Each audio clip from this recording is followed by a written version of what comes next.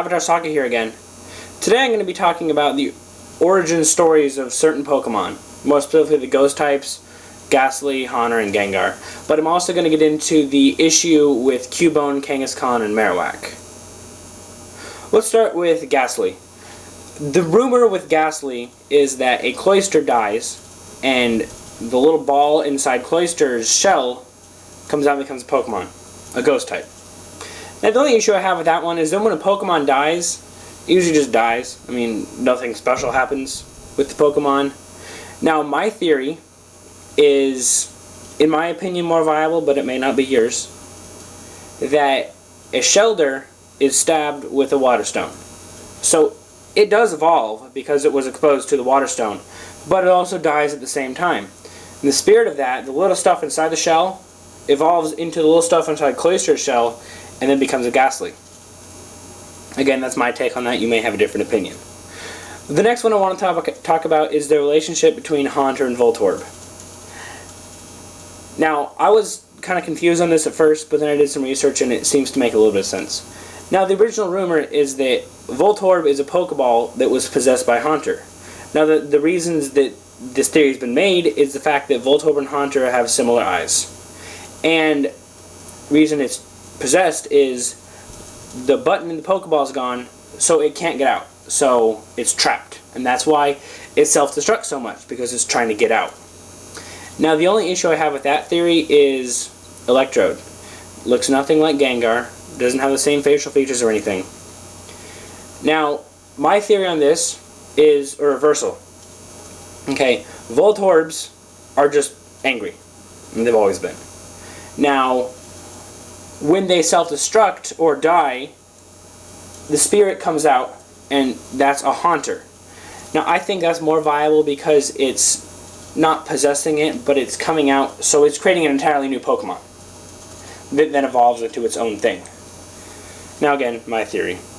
Now, the third theory is the Gengar-Clefable relationship. Now, this one, a lot of people are dead set on this one, being the fact that it's Clefable's ghost. Now, it makes sense. They have the same physical size, weight, abilities, and stuff like that. But my only issue is if it was a shadow, it would become a dark type. Now, here's my theory, and it's similar to that of Shelder and Ghastly. So a Clefairy is stabbed with a Moonstone. Same thing happens. The Pokemon dies, but the spirit evolves. So the spirit would evolve into Clefable, but the spirit version of Clefable would then be Gengar. Now, that makes the most sense to me because it's a ghost then, and not just a shadow becoming dark. Now, all these rumors aside, my real thought on this is that there's no origin stories, no relationship between Haunter and Voltorb, only that the creators of the Pokemon like the way they look that way. They decided to give Voltorb the same eyes as Haunter, and they decided to make Ghastly a black little ball like what's inside Cloyster. And the fact that Gengar and Clefable have similar dimensions is just a coincidence. Now, that's my story, and I'm sticking to it. Now, the last thing I'm going to talk about is the Cubone, Kangaskhan, and Marowak. Now, I don't really have that many theories on it, but I just wanted to touch on that because it's been a hot topic lately with the release of X and Y and what they're going to do. Now, my theory is that when they released the original Pokemon games, they weren't complete. They were missing a few Pokemon. And that's evident by the fact that there's a bunch of code left in there with all the glitches. Now, my theory is that Kangaskhan has a baby, and that's the little thing inside the pouch.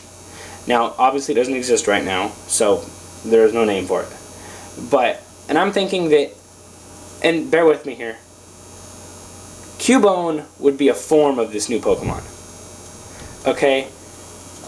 The way for it to become Cubone is it finds its mother's dead body, whatever, and puts on the skull just as protection and its instinct. And then it changes form and an evolution track into Cubone. Now, Cubone then becomes accustomed to it, finds another skull on the ground that's bigger when it grows bigger, and then becomes a Marowak. And if the original Pokemon follows a regular track. The mother doesn't die, nothing happens. It just evolves into a Kangaskhan and has another baby. Okay, those are my theories on Pokemon Origins. If you have any other Pokemon Origins that you'd like to discuss that I didn't hit on, I'll put them in the comment section below, and I'll see if I can make another video about this. I hope you liked the video. Thanks. Bye.